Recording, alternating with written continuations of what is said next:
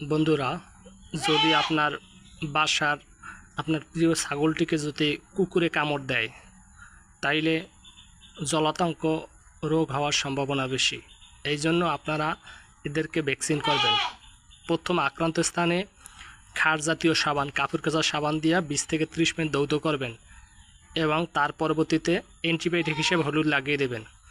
এরপর ডাক্তারের পরামর্শ অনুসারে এখান দিয়ে ইঞ্জেকশন দেবেন বা পিছনে ইঞ্জেকশন দেবেন, পিছনে রানে এটা করবেন।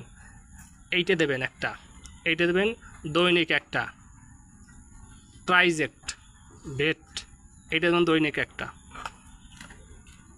হিস্টোনাল এইটা দেবেন 2.5 মিলি করে।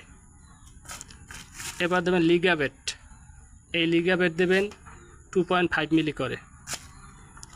আর আক্রান্ত স্থানে এইটা দিয়ে ধৌত করবেন।